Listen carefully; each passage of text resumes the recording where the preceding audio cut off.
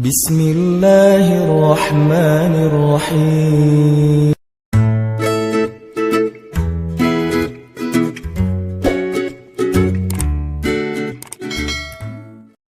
Allah Subhanahu wa Ta'ala berfirman di ayat ke-6 dan ke-7 surat Al-Fatihah, Ihdinas siratal mustaqim. Tunjukkan kami jalan yang lurus. Tunjukkan kami jalan yang lurus.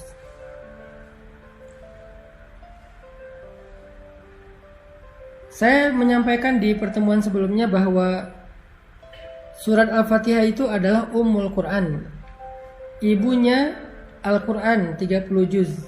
Sehingga apa yang ada di dalam Al-Quran dari Alif Lam Mim sampai surat An-Nas itu semuanya dikandung maknanya di dalam 7 ayat surat Al-Fatihah.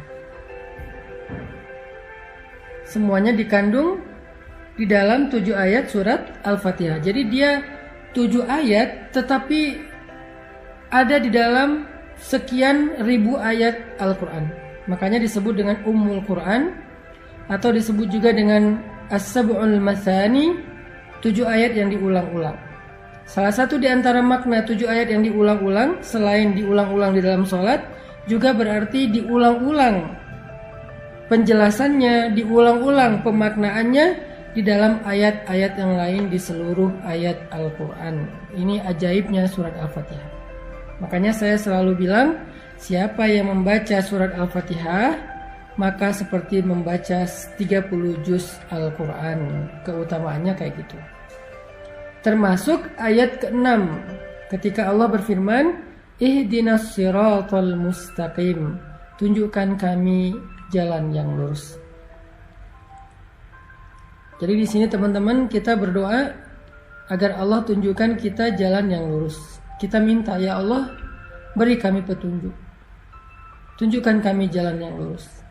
Gimana caranya kami hidup? Gimana caranya kami mengisi hari-hari kami? Gimana caranya kami bisa pulang kepadamu dalam keadaan selamat? Gimana caranya agar kami bisa sampai kepada Engkau? Gimana caranya agar kami tidak salah jalan? Tunjukkan kami jalan yang lurus. Apa pelajarannya di sini, teman-teman? Ketika kita meminta kepada Allah untuk ditunjukkan jalan yang lurus, di sini tuh ada sebuah pengakuan kalau kita nggak tahu jalan. Di sini tuh ada sebuah kesadaran, self-awareness, kalau kita itu merasa bodoh. Kalau kita tuh merasa nggak tahu apa-apa, Allah lebih tahu, Allah lebih berilmu, Allah lebih maha mengerti, Allah lebih bijaksana. Kita tuh bodoh, awam, nggak tahu apa-apa. Di sini sebuah iktiraf, sebuah pengakuan. Sehingga kalau ada orang yang membaca ayat Ihdinas siratal mustaqim, tetapi dia merasa lebih tahu daripada Allah, berarti dia belum membaca Ihdinas siratal mustaqim. Apapun bidang ilmu yang kita kuasai, kita tuh bodoh, teman-teman. Apapun keahlian kita, kita tuh awam. Jangan ketika kita diberikan sedikit ilmu oleh Allah, menjadi seorang saintis, menjadi seorang dokter ahli, menjadi seorang profesor, menjadi seorang konsultan, dan seterusnya, kita merasa lebih tahu daripada Allah. Itu enggak ihdinas siratal mustaqim. Ketika kita menjadi seorang desainer, kita merasa lebih tahu fashion pakaian yang lebih baik daripada fashion style yang Allah udah jelaskan di dalam Al-Quran. Itu enggak ihdinas siratal mustaqim. Orang yang benar membaca ihdinas siratal mustaqim itu ketika dia baca ihdinas siratal mustaqim, ya Allah tunjukkan kami jalan yang lurus, pada saat yang sama dia ngerasa bodoh. Dia ngerasa nggak tahu apa-apa. Dia ngerasa nggak ngerti apa-apa. Dan dia jujur minta petunjuk dari Allah, yang kalau Allah beri petunjuk dia akan ikuti. Itu baru benar membaca Al-Fatihah. Itu baru benar membaca Ihdinas siratal mustaqim. Tapi kalau dia baca ihdinas siratal mustaqim, ya Allah tunjukkan saya jalan yang lurus. Lalu Allah tunjukkan jalannya tentang masalah finansial. Bisa jadi kita seorang konsultan finansial. Bisa jadi kita seorang ahli ekonomi. Bisa jadi kita seorang bankir. Bisa jadi kita seorang misalnya trader yang main saham dan seterusnya. Kita baca ihdinas siratal mustaqim, lalu Allah tunjukkan petunjuk. Allah tunjukkan jalan yang benar dalam masalah finansial. Salah satunya adalah janganlah kamu makan dari hasil riba. Janganlah kamu mempraktekkan riba. Terus kita bilang, wah ini sistem sebetulnya sehat buat ekonomi kita. Sebetulnya sistem riba itu nggak murni bermasalah sih, secara finansial tuh bagus, asalkan kita bijak mengelolanya dan segala macam. Berarti kita belum membaca ihdinas siratal mustaqim. Berarti kita belum benar-benar menyadari kalau kita tuh bodoh, Allah lebih tahu. Rabbi, ana jahilun wa anta alimun. Ya Rabbi, saya itu bodoh dan Engkau maha tahu. Makanya saya bertanya kepadamu. Makanya saya meminta kepadamu. Ihdinas siratal mustaqim. Kalau kita bertanya kepada seseorang, terus kita membantah, kira-kira apa pendapat orang tentang itu? Berarti kita nggak bertanya. Kita sok tahu. Atau kita mengetes dia. Atau kita keras kepala dan seterusnya. Makanya kalau kita baca ihdinas siratal mustaqim yang benar, haqqut tilawah, kita mulai dengan self awareness. Kita mulai dengan kesadaran tau'iyah, wa'yun nafs, kesadaran diri. Kita mulai dengan iktiraf, pengakuan bahwa kita bodoh. Allah maha bijaksana, Allah maha tahu. Makanya kita minta kepada Allah. Makanya kita bertanya kepada Allah. Makanya kita memohon kepada Allah. Ihdinas siratal mustaqim. Ya Allah tunjukkan kami jalan yang lurus.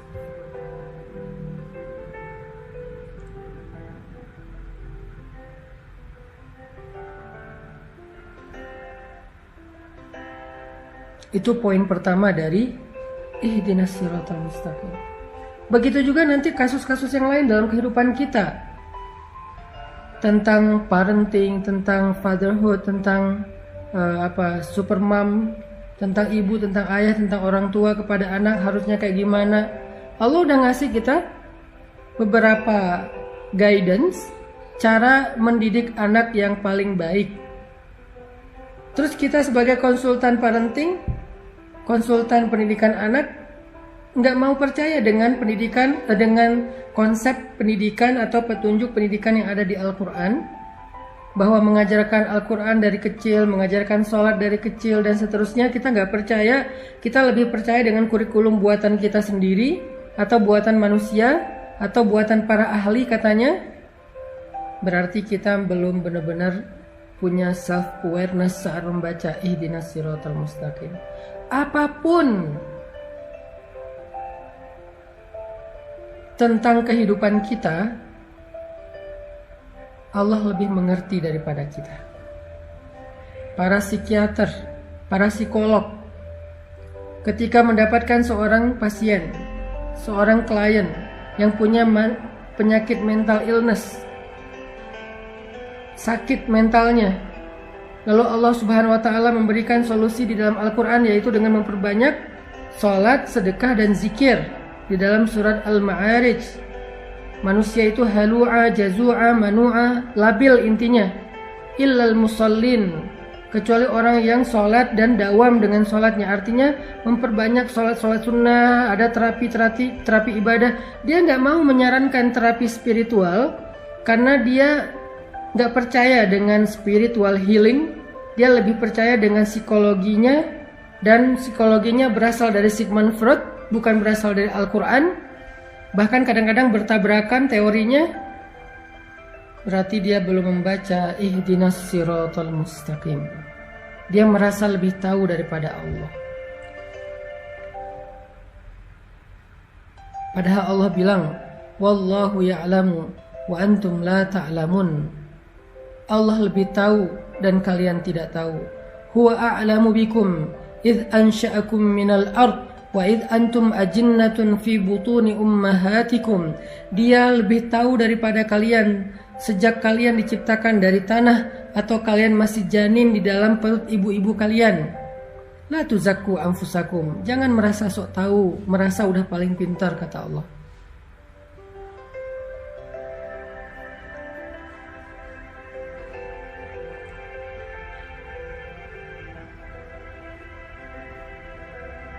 Jadi poin inti dari ihdinas siratal mustaqim yang pertama adalah kita membaca kalimat doa ini, membaca ayat ini sambil membangun wa'yun nafs, membangun self awareness, kesadaran dalam diri kita. Kesadaran tentang apa? Nahnu juhala wallahu alimun. Kita ini jahil, kita ini bodoh, dan Allah itu maha tahu. Kita baca ayat ini, baca doa ini dengan sebuah iktiraf, dengan sebuah pengakuan, dengan sebuah keyakinan bahwa kita itu butuh Allah untuk menunjukkan jalan hidup kita. Sehingga nggak boleh kita merasa lebih tahu dari Allah. Baik masalah pribadi kita dalam hidup maupun masalah keluarga, atau masalah sosial, masalah bangsa, masalah politik, masalah ekonomi, masalah dagang, masalah sains, apapun, dari yang paling kecil sampai yang paling besar, kita merasa diri kita bodoh dan Allah itu yang maha tahu. Kita merasa diri kita itu awam dan Allah maha bijaksana. Sehingga kita meminta dengan sungguh-sungguh dan tulus, ihdinas siratal mustaqim. Ya Allah, tunjukkan saya jalan yang lurus. Tunjukkan saya jalan untuk mendapatkan jodoh yang Engkau ridhoi. Kata Allah, la taqrabuz zina, jangan pacaran. Kok la taqrabuz zina terjemahannya jangan pacaran? Ya, karena pacaran itu adalah langkah-langkah mendekati perzinaan. Mungkin nggak nikah menjadi perzinaan? Nggak mungkin, karena nikah itu justru menutup pintu zina. Nikah menutup pintu zina. Karena orang yang melakukan hubungan suami istri setelah menikah nggak disebut berzina, disebut malah di sisi Allah. Jadi menikah menutup pintu zina, sedangkan pacaran membuka pintu zina. Ada yang sampai masuk ke dalam jebakan syaitan itu dalam banget, jebakan syaitan itu jauh banget. Ada yang masuknya setengah, ada yang masuknya di depan. Pokoknya dia membuka pintu dosa besar. Sehingga Allah mengatakan la taqrabuz zina. Saya menerjemahkannya dalam bentuk tafsir, jangan pacaran. La taqrabuz zina, jangan pacaran. Kita bilang enggak kok, pacaran enggak gitu, enggak akan membuat kita sejauh itu. Saya ngertilah, saya insya Allah sanggup menjaga diri dan segala macam. Saya percaya kok sama anak saya percaya kok sama pasangan saya dan segala macam. Siapa yang lebih tahu, kita atau Allah? Siapa yang lebih mengerti, kita atau Allah? Sehingga kita balikin lagi kepada surat Al-Fatihah. Ihdinas siratal mustaqim. Tunjukkan saya jalan yang lurus ya Allah. Kata Allah dalam urusan jodoh, la taqrabuz zina, jangan dekati zina. Kalaupun itu menjadi jodohmu, maka kehilangan berkah. Nanti banyak masalah. Atau kalau kamu punya masalah, Allah gak akan terlibat dan membantumu. Tapi kalau kamu meninggalkan pacaran, kemudian dapat jodoh, ada masalah, Allah terlibat di dalam membantu masalah keluargamu. Allah pernah terlibat membantu Hafsah radhiyallahu anha ketika ada masalah dengan Nabi. Terlibat dalam membantu Khawlah bintu Sa'labah ketika dia dizihar oleh suaminya, ditalak dengan konsep zihar oleh suaminya di surat Al-Mujadilah. Allah membantu Hafsah di surat At-Talaq. Allah membantu Sayyidah Aisyah di dalam surat At-Tahrim, dan banyak lagi ayat-ayat Allah terlibat membantu permasalahan rumah tangga Nabi dan para sahabat. Kenapa Allah sampai turun tangan dalam masalah rumah tangga? Karena mereka memulai rumah tangga itu dengan cara yang Allah ajarkan, dengan petunjuk yang Allah tunjukkan. Ihdinas siratal mustaqim. Tapi ketika dia memulai rumah tangga itu bukan dengan cara yang Allah ajarkan, bukan dengan petunjuk yang Allah turunkan, nanti ketika ada masalah, Allah nggak akan terlibat. Dan itu hak Allah. Kita nggak melibatkan Allah kok dari awal. Kenapa kita maksain Allah terlibat di tengah atau di akhir? Kan nggak fair dong. Di awal ketika kita memulai hubungan rumah tangga, kita nggak melibatkan Allah. Kita pakai cara kita sok tahu. Nanti di tengah kita melibatkan Allah, kita maksa Allah, kok nggak bantu saya? Kan dari awal nggak kita libatkan. Kalau kita libatkan Allah dari awal, kita nanya, ya Allah, cara dapat jodoh yang benar tuh gimana? Allah bilang jangan pacaran. Terus caranya ta'aruf. Ta'aruf itu ada fikihnya. Ikuti aja fikih itu. Kalau belum berhasil, sabar dulu. Allah sediakan yang lebih baik. Kalau belum datang juga, sabar dulu. Berarti yang lagi disiapkan itu istimewa, makanya butuh waktu. Sampai ketemu, nanti ada masalah, Allah akan terlibat dalam menyelesaikan masalah kita atau bahkan membela kita. Karena kenapa? Kita libatkan Allah dari awal. Gimana melibatkan Allah dari awal? Ngikutin petunjuk yang Allah sudah turunkan. Ihdinas siratal mustaqim.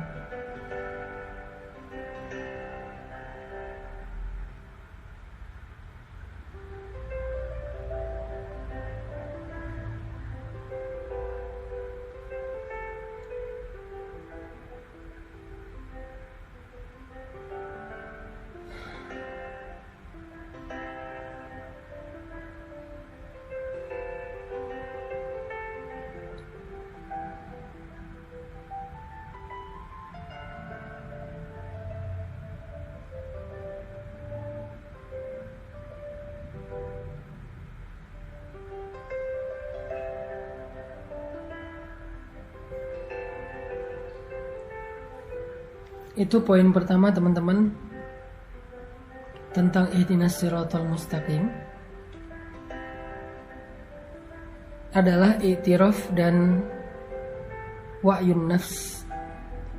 Ada pengakuan dan ada kesadaran diri. Jadi kita tuh harus tahu diri ketika baca ihdinas siratal mustaqim. Sampai di sini jelas ya, insyaallah. Jangan sampai kita berdoa meminta sesuatu yang kita merasa udah lebih tahu. Aneh kan? Kita minta kepada seseorang, kita bertanya kepada seseorang sesuatu yang kita ngerasa udah lebih tahu. Ya aneh. Kalau kita bertanya kepada seseorang, kita harus yakin bahwa kita emang nggak tahu, dan kita yakin orang itu lebih tahu dari kita, makanya kita nanya. Kalau nggak disebut basa-basi atau ngetes. Gak mungkin kita baca ihdinas siratal mustaqim untuk ngetes Allah. Jangan sampai juga kita baca ihdinas siratal mustaqim sekedar basa-basi doang. Kalau kita basa-basi, Allah juga basa-basi. Kita minta petunjuk Allah, basa-basi, Allah kan tahu isi hati kita, bahwa kita merasa lebih tahu dari Allah dan gak percaya dengan omongan Allah. Nanti Allah juga akan basa-basi loh sama kita. Basa-basi bantuin kita, basa-basi ngeijabah doa kita, basa-basi memperlakukan kita. Nauzubillah. Jangan basa-basi sama Allah. Jujur aja, karena Allah lebih tahu isi hati kita. Pas kita berdoa ihdinas siratal mustaqim, jujur aja di dalam hati kalau kita itu emang gak tahu, dan kita percaya Allah lebih tahu. Dan kita percaya gak ada yang lebih tahu daripada Allah. Sehingga apapun yang Allah akan tunjukkan kepada kita semua benar, gak ada yang salah.